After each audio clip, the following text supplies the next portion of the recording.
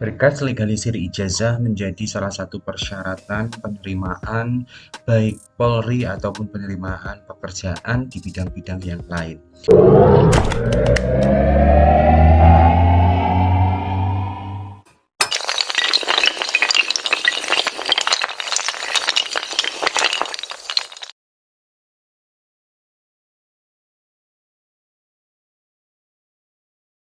Halo semuanya, Assalamualaikum warahmatullahi wabarakatuh.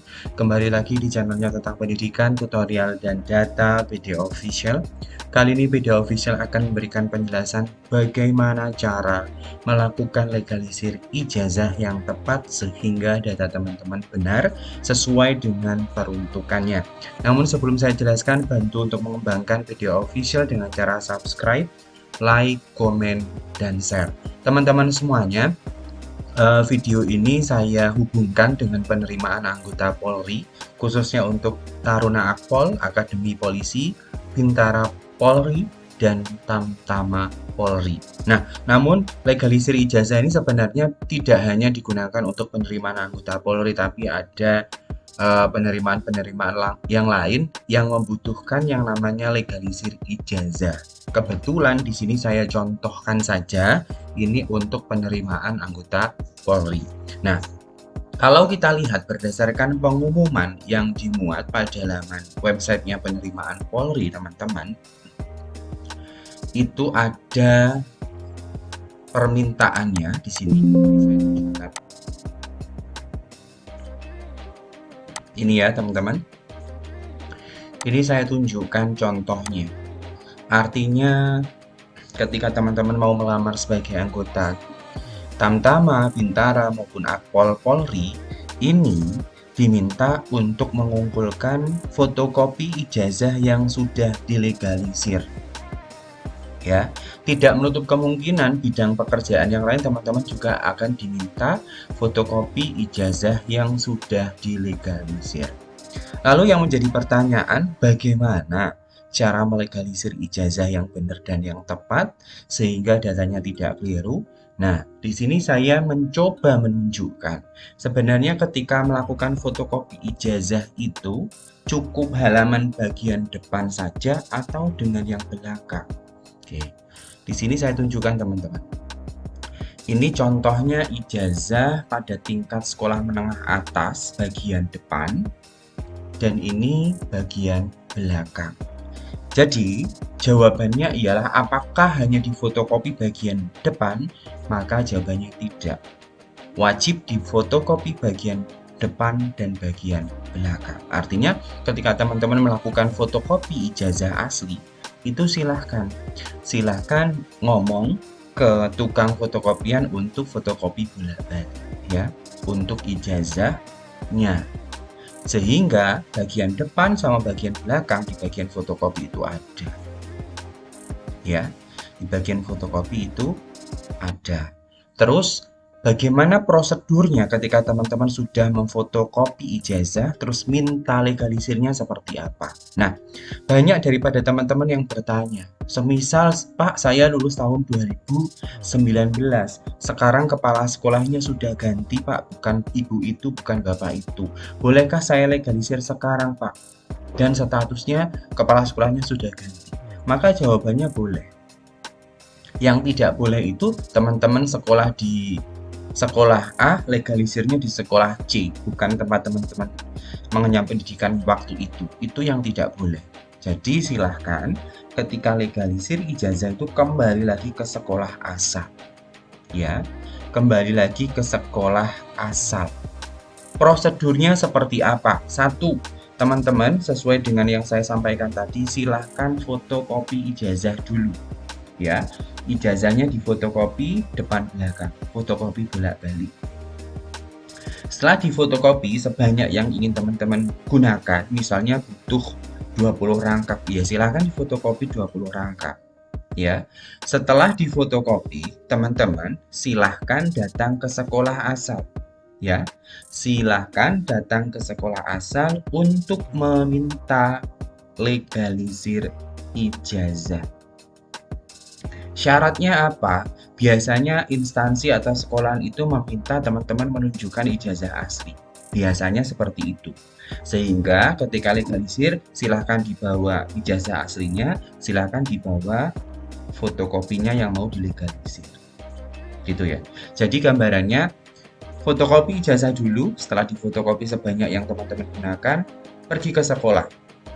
Pergi ke sekolah atau pergi ke kampus dengan membawa ijazah asli, ya. Setelah itu, sampaikan ke petugas sekolah yang memang membidangi bagian legalisir ijazah. Sehingga nanti sebanyak fotokopi yang teman-teman butuhkan itu dilegalisir. Jadi jangan keliru ya, misalnya teman-teman mau legalisir kok ijazahnya tidak difotokopi. Siapa yang mau fotokopi gitu kan yang jadi masalah. Jadi kalau mau legalisir ya bawa fotokopiannya sekalian, bawa yang asli. Nanti petugas akan meminta dua berkas tersebut. Yang pertama, petugas akan mengecek keaslian ijazah. Benar enggak ini milik teman, milik saudara atau sampean semuanya ijazahnya. Setelah dicek benar, disamakan dengan fotokopian ijazah yang teman-teman bawa.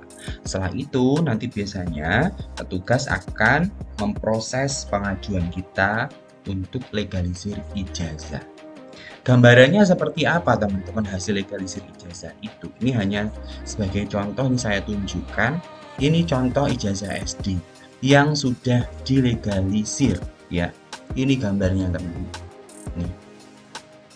Ya, ini gambarnya sudah dilegalisir pada tahun 2018 bulan Agustus tanggal 7. Ya, kalau kita lihat di sini kan beda ya teman-teman, lulusnya 2004 nih, legalisirnya 2018. Boleh. Kepala sekolahnya juga sudah ganti, boleh. Silahkan. Terus teman-teman juga harus tahu ketika sudah memperoleh legalisir ijazah seperti ini, teman-teman harus menconteknya. Mencontek yang mana, Pak? Mencontek yang nomor ini, tanggal dan nomor. Biasanya petugas legalisir itu tidak menuliskan secara keseluruhan. Misalnya kita fotokopi ijazahnya yang mau dilegalisir 20. Biasanya yang diberikan nomor dan tanggal ini hanya 1. Sedangkan yang lain silakan teman-teman tulis sendiri. Begitu ya. Jadi nomor dan tanggal ini biasanya teman-teman itu diberikan satu contoh saja, satu contoh legalisir yang ada tanggal, yang lengkap maksud saya, yang ada tanggal dan ada nomor. Nanti silakan teman-teman itu ikuti saja contoh yang ada pada bagian legalisir ijazah yang diberikan, begitu ya. Jadi saya ingatkan, datang ke sekolah, bawa fotokopi ijazah yang dibutuhkan, misalnya 10 rangkap, bawa ijazah asli, dan ajukan permohonan untuk legalisir ijazahnya. Nanti akan teman-teman peroleh di sini bahasanya mengesahkan atau mengetahui seperti ini bahasanya. Ya, akan memperoleh tanda tangan berikut stempel dari sekolah. Dan nanti selain tanda tangan dan stempel ada nomor dan ada tanggal yang ditulis tangan biasanya. Nah, ini nanti yang teman-teman tiru di fotokopian yang kedua, ketiga, keempat. Biasanya yang diberikan hanya 1, teman-teman hanya menginputkan sendiri gitu loh. Ya, paham ya maksudnya? Maksudnya paham ya teman-teman, nanti silahkan ditiru saja.